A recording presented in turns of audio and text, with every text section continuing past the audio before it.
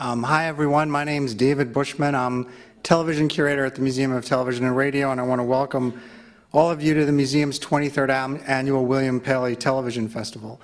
That clip that you just saw is from Route 66, which is one of the shows that the creator, Eric Kripke of Supernatural, often cites as one of his influences, and that explains why we picked it. That's part of our collection. We have 120,000 television and radio programs in our collection, and I would encourage all of you to visit the museum in Beverly Hills and in New York when you're there. Tonight we're really excited to be honoring Supernatural, which was named one of the top 5 new series of 2005 by Entertainment Weekly. Supernatural is a vibrant, fresh, exciting show that combines all sorts of genre elements: family drama, comedy, suspense, and on top of that, it just scares the hell out of you. I really want to thank Warner Brothers for all they did in helping make this night happen, particularly the PR department, Holly Alice and Winston Cito. Thank you very much. What we're going to do tonight is we're going to introduce right up front the cast and the creative team, our panelists for the evening. Introduce them very briefly. Eric's going to say a few words about what you're going to see. Then we're going to watch an episode of the program, which Eric will talk about. Then we'll bring the panelists back up. I'll ask some questions, and then you guys are on. So start thinking of questions now, okay? So let me start with the panelist intros. First, one of the producers of Supernatural, please welcome Peter Johnson.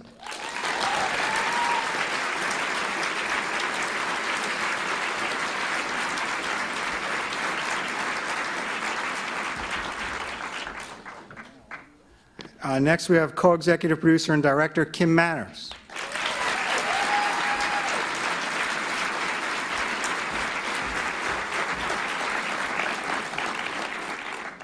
Next, we have co-executive producer and writer John Scheiban.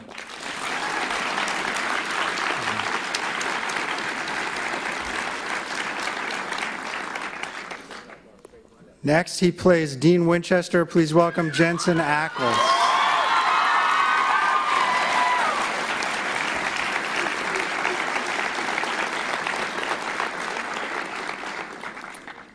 Next, Sam Winchester. Please welcome Jared Padalecki.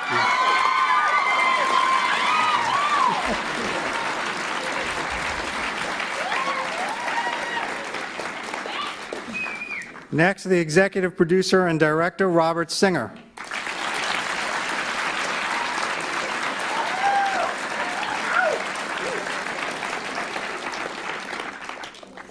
Finally, the man whose vision created Supernatural is the creator, executive producer, and writer. Please welcome Eric Kripke.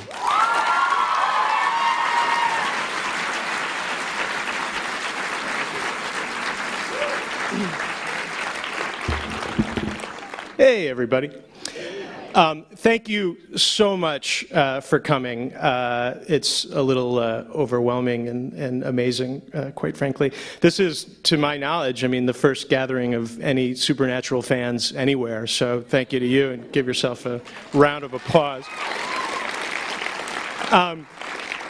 Just quick story from the set of Supernatural, because it just happened last night, which is they shoot up in Vancouver, and they were shooting up at Stanley Park, or about to begin production, which is a public park up in Vancouver. And we're about to start filming when they got a call that there was a man about 100, 200 yards from the film company with a handgun.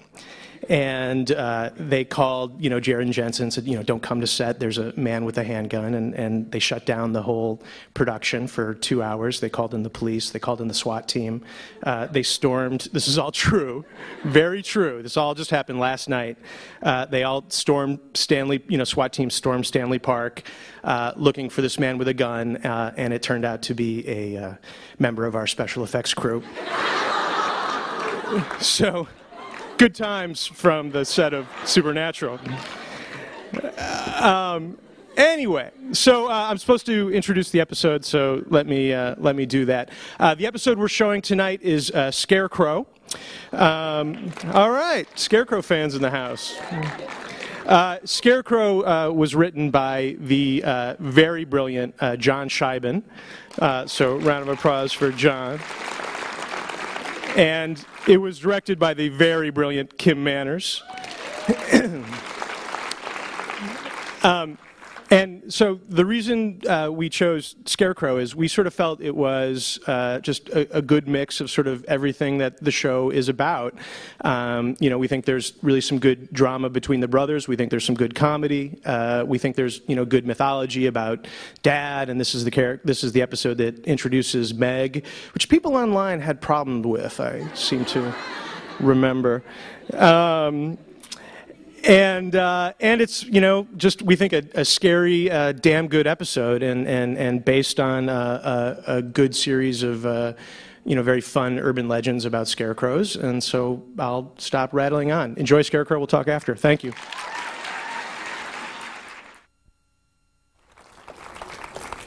Are there any X-Files fans out there in the audience?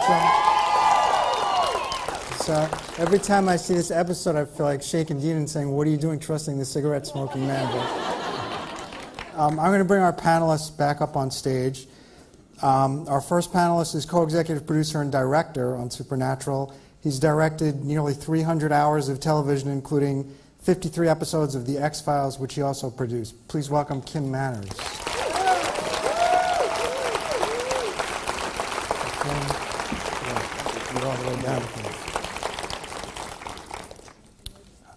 Our next panelist is a co-executive producer and writer on Supernatural. He began his career as a staff writer on The X-Files, writing or co-writing over 20 episodes and eventually serving as executive producer. He was also co-creator and executive producer of The Lone Gunman and supervising producer of Harsh Realm, and has written for and produced Star Trek Enterprise, Threat Matrix, and USA Network's Frankenstein. Please welcome John Scheiben.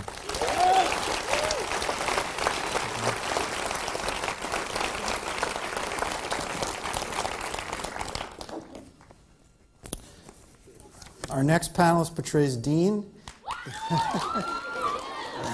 wisecracking older Winchester brother. Before Supernatural, he was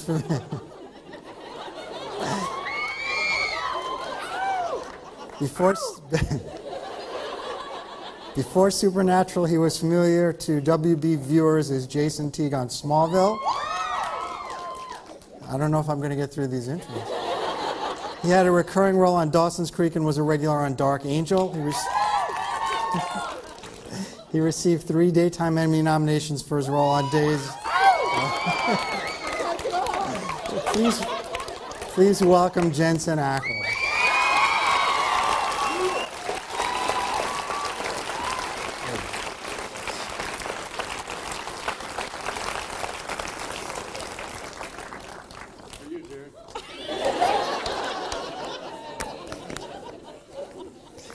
Our next panelist portrays Sam, the rebellious younger Winchester brother. Before Supernatural, he was best known as Rory's boyfriend, Dean, on Gilmore Girls. His film credits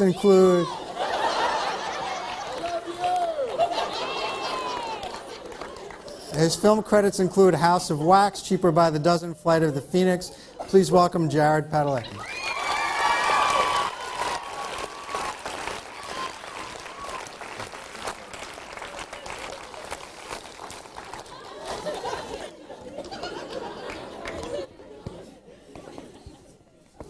Our next panelist, executive produces Supernatural and directs episodes of the series. Formerly vice president of NBC Drama Development, he later teamed with Daniel Blatt to produce films and TV series including V, The Final Battle, and Stephen King's Cujo. On his own, he has executive produced Midnight Caller, Lois and Clark, The New Adventures of Superman, and Reasonable Doubts, which he also created. Please welcome Robert Singer.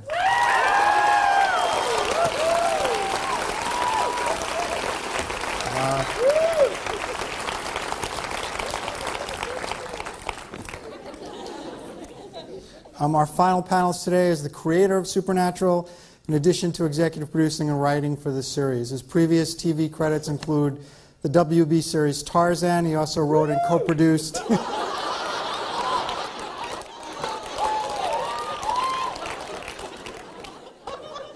He also wrote and co-produced the feature film Boogeyman. Please welcome Eric Kripke.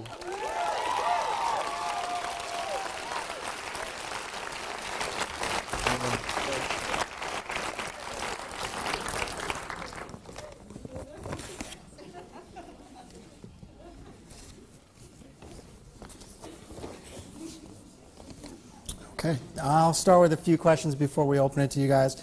Eric, the first one would be for you. I'm just kind of curious how this, the idea for this series, the genesis of it, and how it evolved from concept to what we see on the screen. For a really long time, I wanted to do a show about American folklore and urban legends, sort of kind of a subject that, even back to elementary school, I've been, kind of obsessed with. As a matter of fact, my very first TV pitch when I first started in town, when I was 23, 24, was an urban legend show. And I kept trying different versions of it and kept getting smacked down. I tried to do it as an anthology, and then I had this idea of like a bunch of reporters in a van, like Scooby-Doo style. All these sort of terrible ideas, and then I was working with Warner Brothers and had just come off of Tarzan, and and they said, what show would you want to do? And I said, well, an urban legend show. And they said, well, what's the concept? And I had this really long, elaborate storyline that I'd spent weeks and weeks on about a reporter. And it was almost exactly Night Stalker, which is hilarious. They kind of looked at me and they were like, nah. They're like, any other, what else? And I said, well, because I literally scribbled it in my notebook the day before, which was, I said, well, it could be like Route 66, like two guys on a road trip. And they're like, we love that, do that.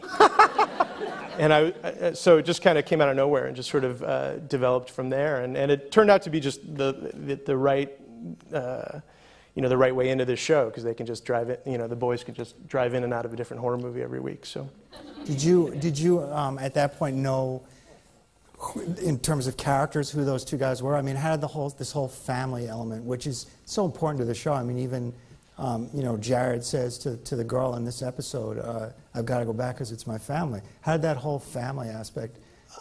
Just, you write what you know, and I'm from a very close-knit family, and I have a big brother, and I have, a lot of, really great friends, and just, sort of the way guys talk and the way they communicate without ever really communicating anything,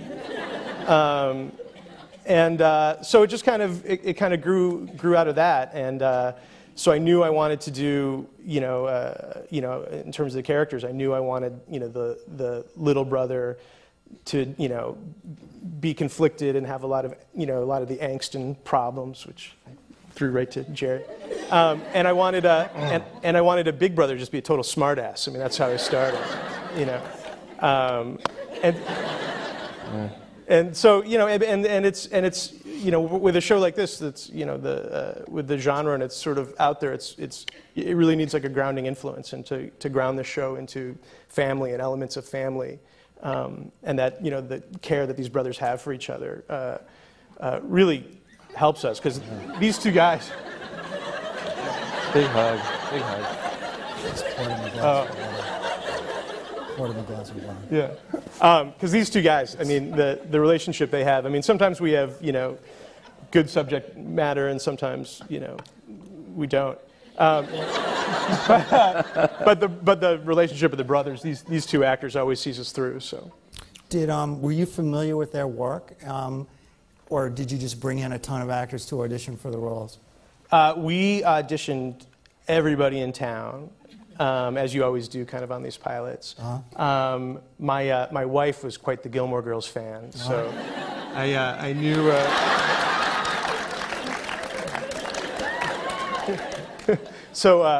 I knew Jared's work, and Jensen, our director, David Nutter, who directed the pilot, knew Jensen from was it Dark Angel? Probably. Yeah. And he knew him from Dark Angel, and so Dark Angel, Jensen and Dark Angel. Woo! I mean, come on.